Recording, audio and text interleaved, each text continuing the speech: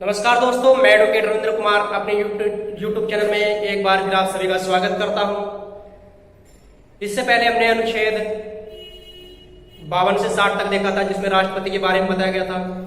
उसके बाद हमने अनुच्छेद 61 देखा था, जो महाभियोग की प्रक्रिया के बारे में बताता है। और आज हमने, जैसा कि हमने पहले बताया था कि वीडियो बहुत लंबा जा रहा है, तो जो राष्ट्रपति की शक्तियां हैं उसको आज हम डिस्कस करेंगे कि भारतीय संविधान में जो राष्ट्रपति को शक्तियां दी गई हैं वो क्या क्या है। तो एक एक करके बहुत सारी शक्तियां हैं, हम एक एक करके देखेंगे। जैसे इसमें प्रशासनिक शक्ति है, सैन्य शक्ति है, आपातकालीन शक्ति है, वित्तीय शक्तियां हैं, विधायी शक्तियां हैं, न्यायिक शक्तियां हैं, सबको एक एक करके देखते हैं। तो उसमें सबसे पहले जो शक्ति आती है वो आती है कार्यपालिका शक्ति।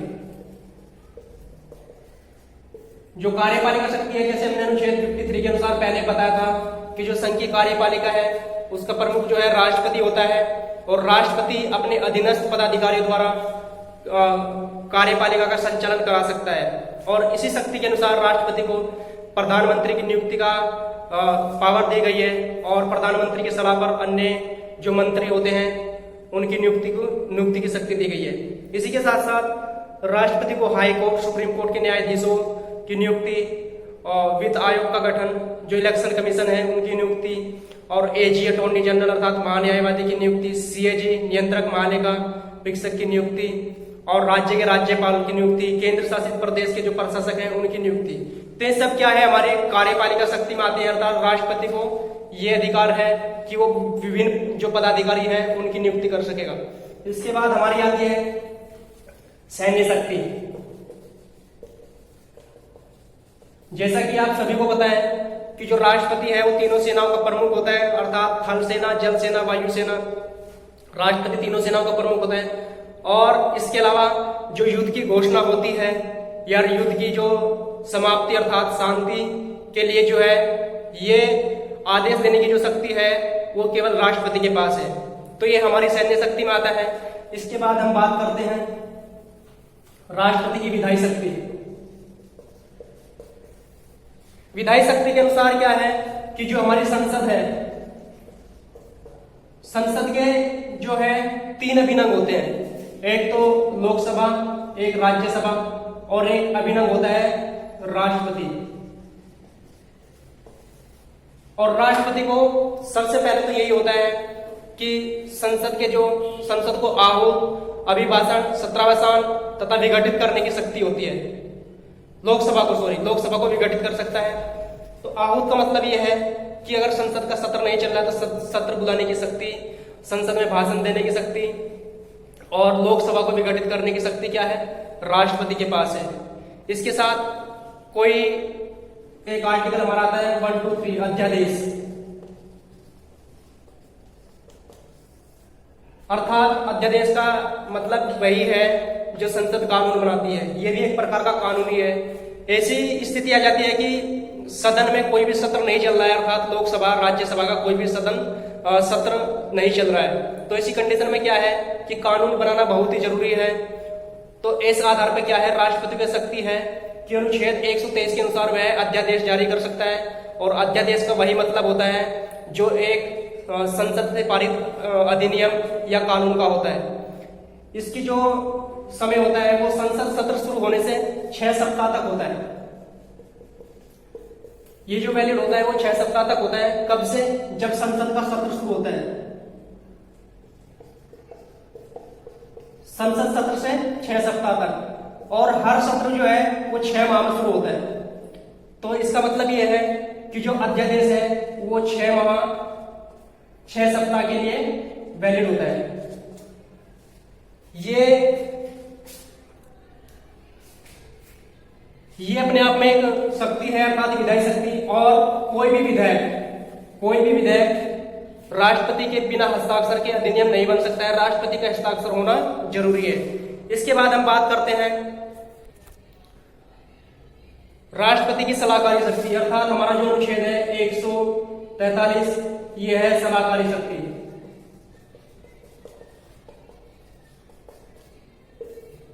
कोई भी जो वैधानिक कानून है, राष्ट्रपति को ऐसा लगता है कि ये ठीक नहीं है, तो राष्ट्रपति क्या है, सुप्रीम कोर्ट से सलाह ले सकता है। किंतु जो सलाह सुप्रीम कोर्ट देगा उसके लिए उसे मानने के लिए राष्ट्रपति क्या है, बाध्य नहीं है।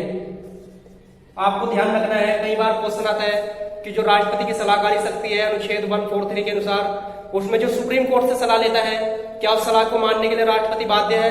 तो आपका आंसर है कि नहीं, बाध्य नहीं है। यह सलाहकारी शक्ति के अंतर्गत आता है। इसके बाद हम बात करते हैं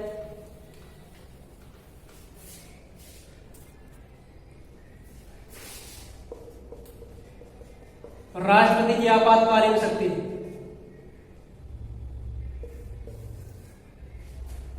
राष्ट्रपति को 352, 356 और 360 ये 3 आपातकालीन शक्तियां प्राप्त है। अर्थात 352 के अनुसार क्या है कि जब बाह्य आक्रमण या सशस्त्र विद्रोह के आधार पर कोई युद्ध छिड़ता है तो राष्ट्रपति आपातकाल की घोषणा करता है 352 के अनुसार। और 356 में क्या है कि जब किसी राज्य का संवैधानिक तंत्र फेल हो जाता है तो वहां पर राष्ट्रपति शासन लग जाता है। अर्थात संपूर्ण शक्ति क्या है, राष्ट्रपति के द्वारा संचालित होती है किसी भी राज्य की। बहुत से राज्यों में आपने देखा होगा कि इस राज्य में सरकार नहीं बन पाई है या किसी कारणों से क्या है संवैधानिक तंत्र विफल हो गया है, तो वहां पर क्या है राष्ट्रपति शासन लगता है। 360 के अनुसार क्या है, वित्तीय आपातकाल। वित्तीय आपातकाल का मतलब है कि जब देश में आर्थिक स्थिति बहुत ही कमजोर पड़ जाती है तो उस आधार पर क्या है कि राष्ट्रपति वित्तीय आपातकाल लगाता है। लेकिन यदि आपसे कभी क्वेश्चन पूछा जाए कि भारत में अब तक कितनी बार वित्तीय आपातकाल लगा है, तो आपको बताना है कि अब तक एक भी बार वित्तीय आपातकाल नहीं लगा है। आपको कंफ्यूज करने के लिए ऐसे क्वेश्चन आ सकते हैं कि वित्तीय आपातकाल 2 बार लगा है, 3 बार, या इनमें से कोई नहीं। तो आपका आंसर होना चाहिए कि अभी तक वित्तीय आपातकाल नहीं लगा है। तो क्या थी आपातकालीन शक्ति, राष्ट्रपति को आपातकालीन शक्तियां प्राप्त है, जिसमें हमने 352, 356 और 360 अनुच्छेद देखा है। इसके बाद हम बात करते हैं राष्ट्रपति की जो वित्तीय शक्ति है। वित्तीय शक्ति में क्या है कि सबसे पहले जो धन विधेयक होगा, जो धन विधेयक होगा वो राष्ट्रपति की अनुमति से, ये हमारी संसद है और संसद के 2 हाउस है, एक लोकसभा एक राज्यसभा। तो आपको बिल्कुल ध्यान रखना है जो धन विधेयक हमारा राष्ट्रपति की पूर्व अनुमति से, राष्ट्रपति की अनुमति से लोकसभा में पारित होगा। और कई बार एक क्वेश्चन आता है कि जो धन विधेयक है या नहीं है इसका अंतिम निर्णय कौन लेता है, तो आपको बताना है जो लोकसभा का अध्यक्ष होगा, लोकसभा का अध्यक्ष होगा वो अपना अंतिम निर्णय देता है कि यह धन विधेयक है या नहीं है। ठीक है, ये क्या है जो धन विधेयक है राष्ट्रपति की अनुमति से लोकसभा में आएगा और लोकसभा से सीधा जाएगा राज्यसभा में। और यदि राज्यसभा इसको 14 दिन के अंदर पारित कर देती है तो यह धन विधेयक पारित हो जाता है। यदि 14 दिन से ज्यादा टाइम लेती है तो तब भी ये पारित समझा जाएगा। इसमें राज्यसभा को केवल 14 दिन का समय दिया जाता है। यदि 14 दिन में अपना अंतिम निर्णय नहीं देती है तो धन विधेयक क्या है, ये पारित समझा जाएगा।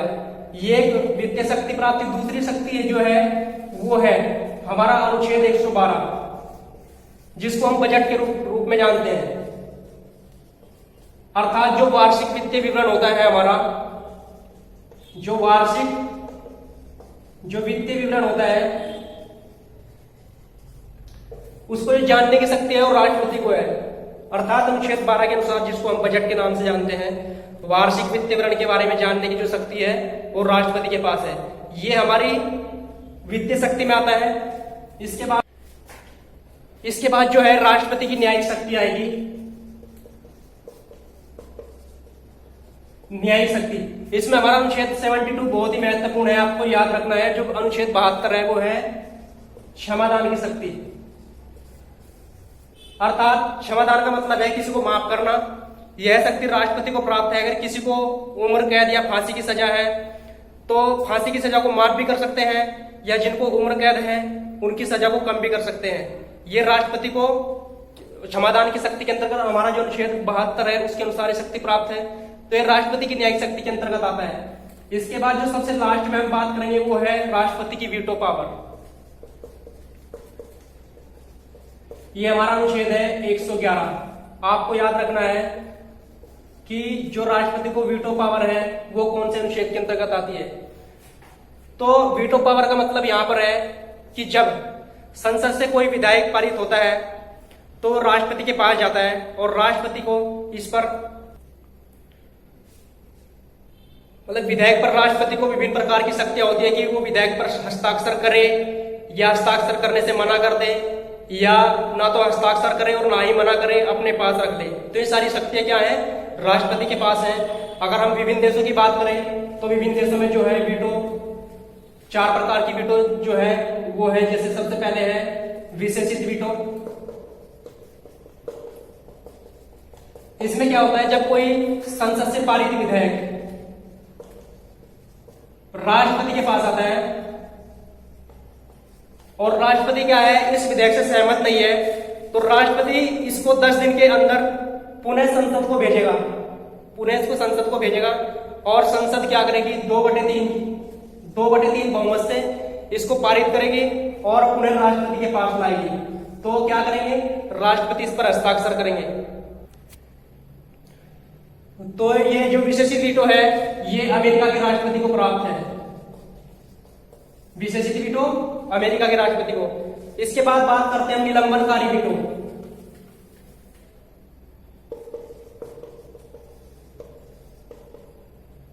निलंबनकारी वीटो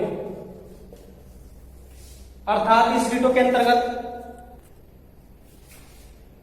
संसद से कोई विधेयक पारित होता है और विधेयक पारित होने के बाद राष्ट्रपति के सम्मुख आता है।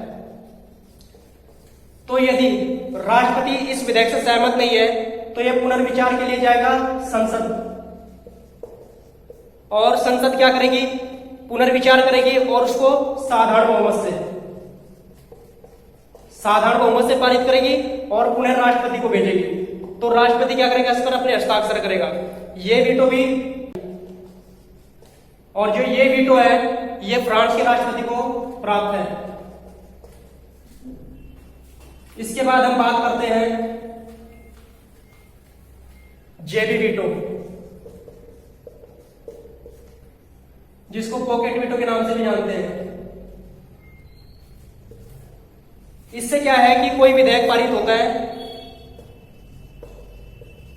फिर राष्ट्रपति के सम्मुख आता है और राष्ट्रपति क्या करेगा, ना तो उस पर हस्ताक्षर करेगा न ही पुनर्विचार के लिए भेजेगा, बल्कि इस विधेयक को अपने पास रखेगा और उस पर अपनी कोई सहमति नहीं देता है। तो इस वीटो को कहते हैं जेबी वीटो। ये अमेरिका के राष्ट्रपति के पास है। तो ये कुछ वीटो थी। इसके अलावा एक वीटो आती है हमारी, जिसको बोलते हैं आत्यांतिक वीटो।